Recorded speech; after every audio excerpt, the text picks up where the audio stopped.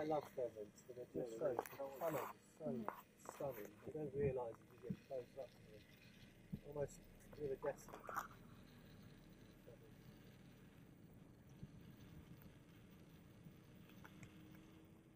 As I said, for me, this is what the Dales is all about. This out of the way. How much dry stone water, they're everywhere. And it just gives you a bit of an idea of, a few hundred years ago, what life was out like here. Was like. They're all individual enclosures, quite often owned by individual families, supplementing their incomes. So I mentioned earlier, just around here, I think it's just coming up. Again, eyes out front because it just opens up to into Swale now. You get a view down westwards towards the head of the valley. I think it's just pretty awesome. Pretty awesome down there.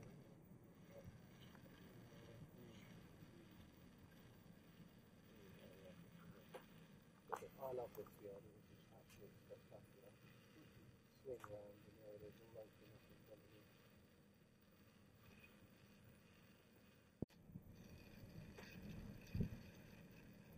There's still just a few little daffodils hanging on out here. We were talking about that earlier on. Little rabbits.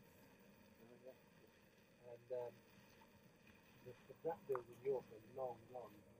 I don't know when did you get into York, but about 4 weeks ago, 5 weeks ago, all the city walls underneath the city walls just covered with daffodils. 15, 20, 30 feet deep of daffodils.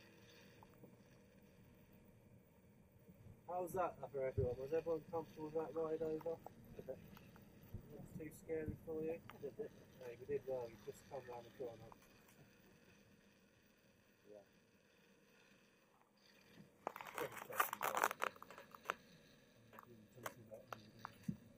Believe me, you should see some of the things I've seen coming up and over these roads. That road there, I've seen full-sized fuel trucks, big, huge tankers over there. They're massive things. Like, bigger than ours.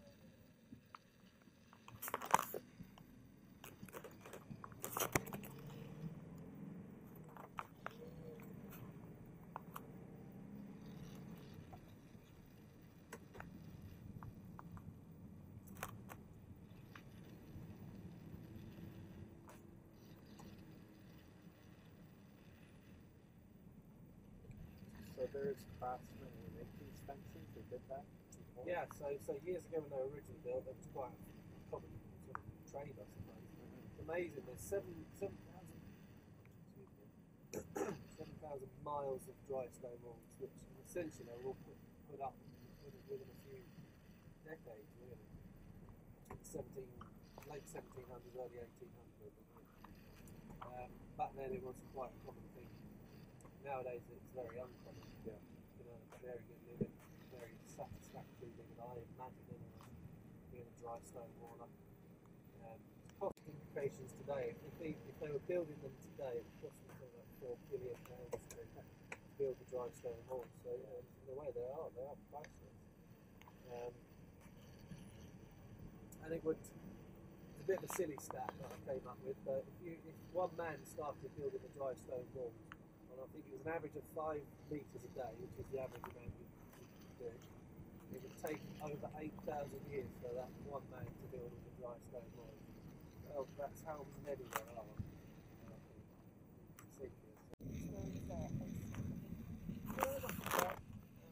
They can get icy, and get a little bit of snow out here, but it's not like it used to be. Years ago it was very bad with snow.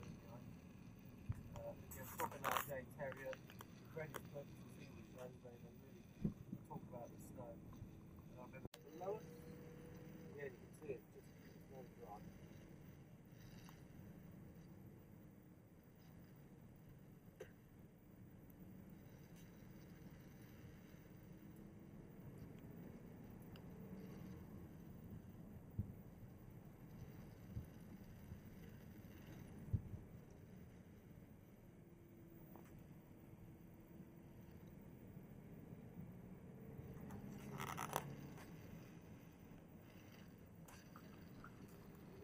All these barns as well, the field barns more common here in this particular valley than anywhere else.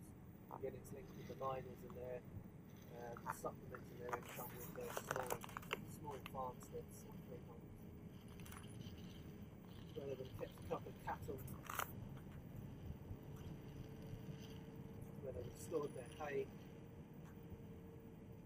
Sheepdog up there doing his to the right. My colleague probably will explain this slightly better, but yeah, that's the gist of it.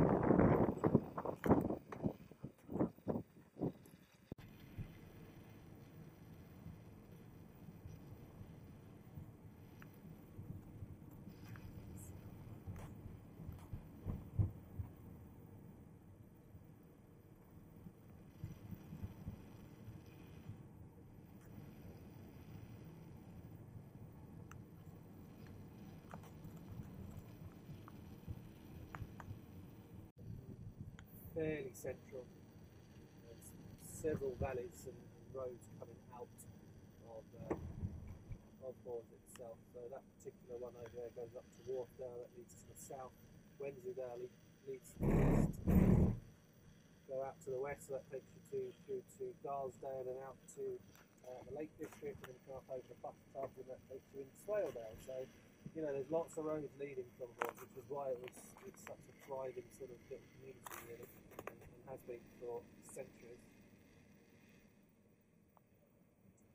Also home as we kind of mentioned it this morning, the creamery, Wensleydale Creamery, which is the cheese factory that makes Wensleydale cheese. What I forgot to tell you earlier on was when we was at the Abbey, it's something I do normally mention. They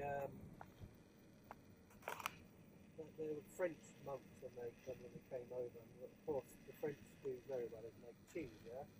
And like to those guys 800-900 years ago, you can thank them for coming up with the recipe for that cheese.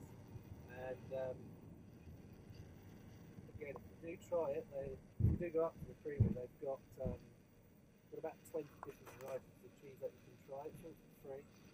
And obviously, you know, they want you to buy a chunky cheddar or whatever, and but you don't have to. It's all there. There's about 20 different varieties. My favourite is Wensleydale and ginger. Little chunks of, I don't know if it's like crystallised ginger. I think it is. Absolutely gorgeous. It sounds weird, but it's really nice. The kind of fiery ginger really sets off the creamy Wensleydale cheese. It's lovely. But you know, there's a whole variety. There's spicy ones, there's star or anything, but you know, nice panini with some Wensleydale cheese and tomato and bacon. That's my favourite. So yeah, you can do that. If you're quick, you can do both. If you just want to be leisurely and just chill around the town, do that. That's fine.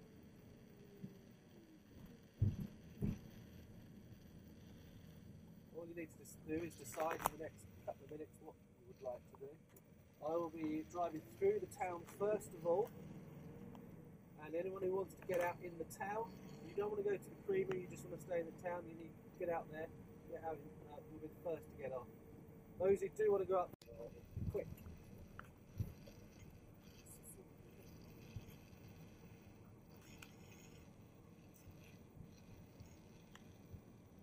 You need to make sure you're there on time, because then we'll go up and we'll pick up the people from the creamery if they want. So if we can leave, I want to be leaving here at 10 to 2.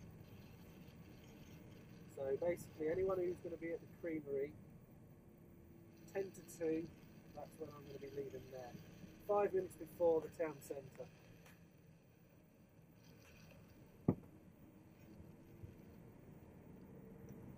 So whichever way, wherever you are, whatever you end up doing, 1:45 town centre, 10 to 2 creamery. Does that make sense?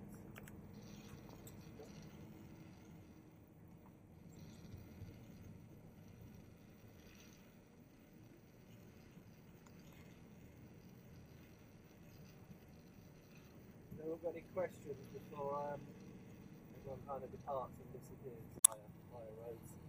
They are so remote, and you'll notice these stone walls are in a pretty bad state of repair actually. And as I mentioned, 7,000 miles of them, they do have to maintain and repair quite a lot throughout the year. They do get damaged generally by either a big old animal like a cow scratching its behind on one of these is enough in some cases to dislodge some stones. Sheep as well, jumping over them to dislodge some stones. Yeah. Or an errant tractor accident, something like that. Otherwise, but really not much to bring them down. But of course they are in constant. Up here, it seems to be one of the last places that they're kind of getting to. It just takes forever to go around the whole national park. There are volunteer groups, there are national park authorities that pay people to actually fix. Down there below us is one of only 2 lakes in the lake in Wales.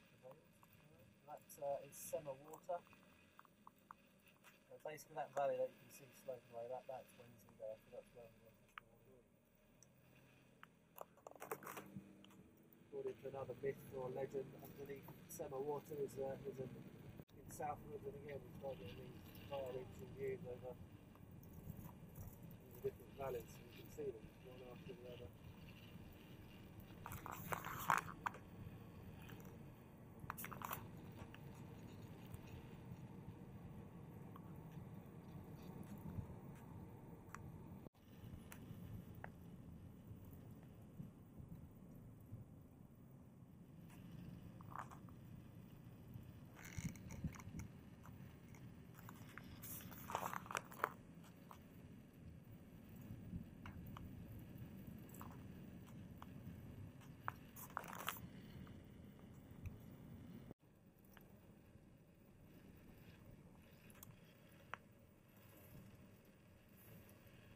That was the hill that we were looking at earlier, so that was Ingleborough.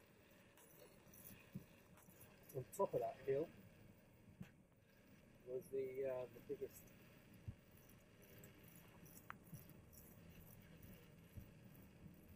reminds me of blank again. Pre-Roman like that. That whole top of the hill is surrounded by wooden palisades and towers and things like that. Believe it or not. Pretty much gone now, there's still a bit of evidence of it left.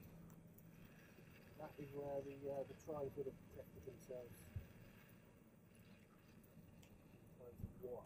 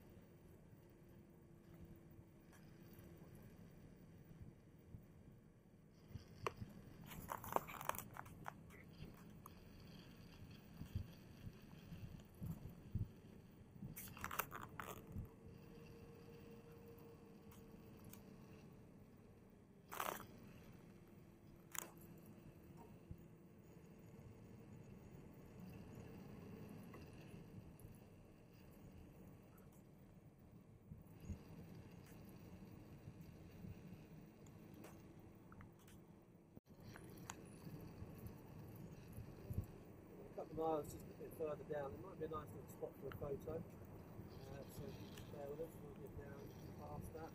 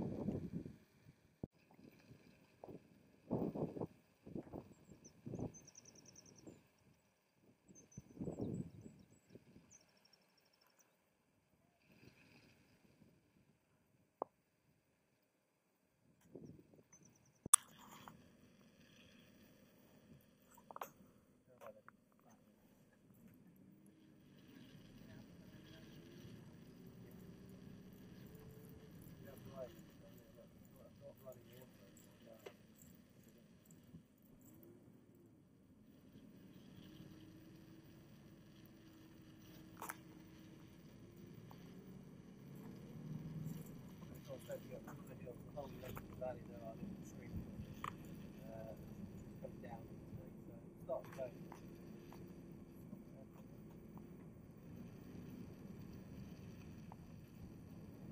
And it's where they, I guess, get a lot of their income from. Vital to all the bed and breakfast, the pubs, and all the places like Corns. Yeah. So it is maintained very well actually. There are thousands of miles of walking routes.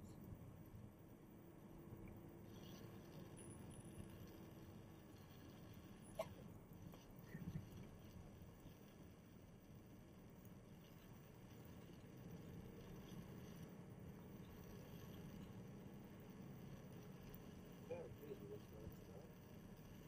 I could normally come down here and maybe see one bike.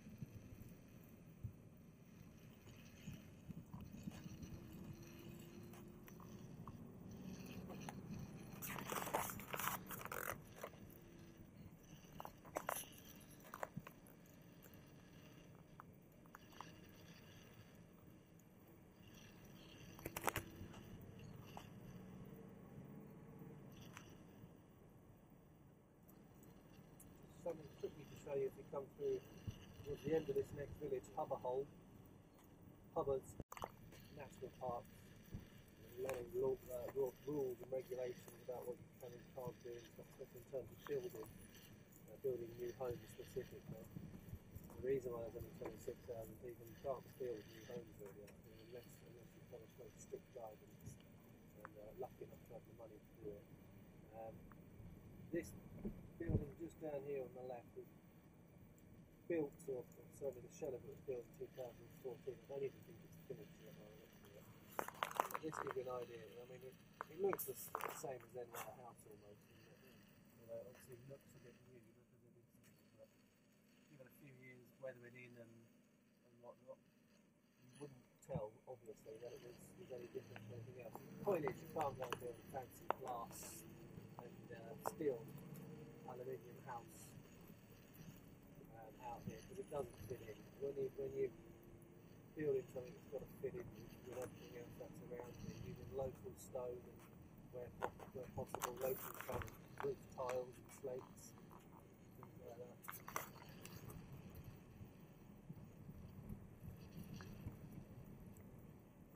Essentially, the Dales is a museum, you know. It's a living and working museum.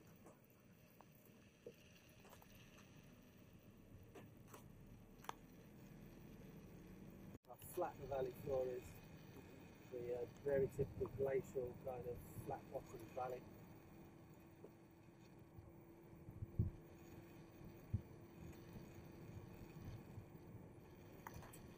In a few weeks' time, these fields will be completely full of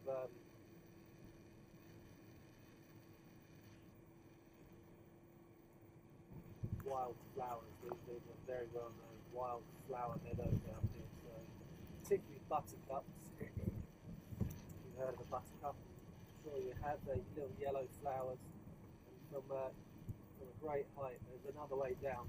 That road, I don't know. Yeah, you see the car coming down. Well, they've got through Bishopdale, one of the valleys you can see from the castle. And as you're coming down from where he would have come from, you come round the corner into this big wide open valley. It's completely yellow. The whole valley floor is kind of yellow. So many wild flowers and citrus buttercups with little yellow flowers. It's over 20 centimetres. Quite spectacular. But only for about 2 weeks of the year, and then it all just reverts back to the normal.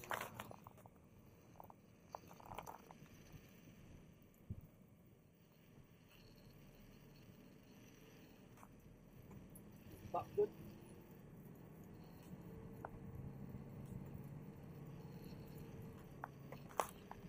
Famous old mining village. Another one. A lot of them are built up around the mines. Prior to that, several hundred years prior to that, the mining took place around the 1800s, by the way. Like 500, 600 years before that, it was a hunting lodge. A hunting range, I should say, this whole area. Back in the days when we did still have bears and wolves and wild boar and things like that. This was literally a village for gamekeepers for the royal hunting show.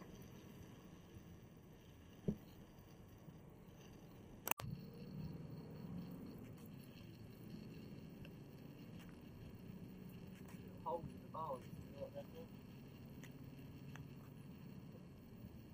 Two things. Ventilation, obviously, cows in the winter. And also to allow owls in. These are the more modern sheds, of course.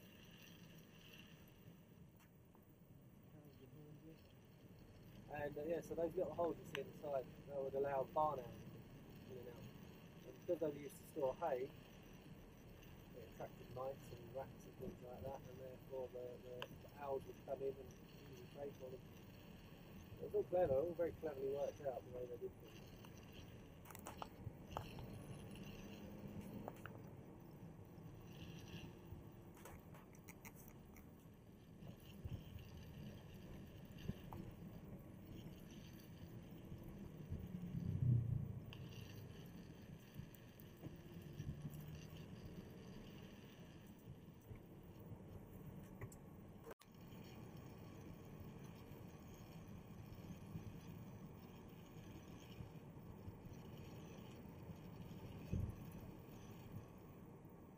down through into Starbottom. The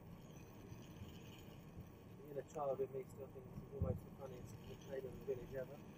And in the village here they have what's called a temperance pub. I don't know if you've heard of a temperance pub or even know what one is. I didn't even know it was here until a few weeks ago. Temperance pubs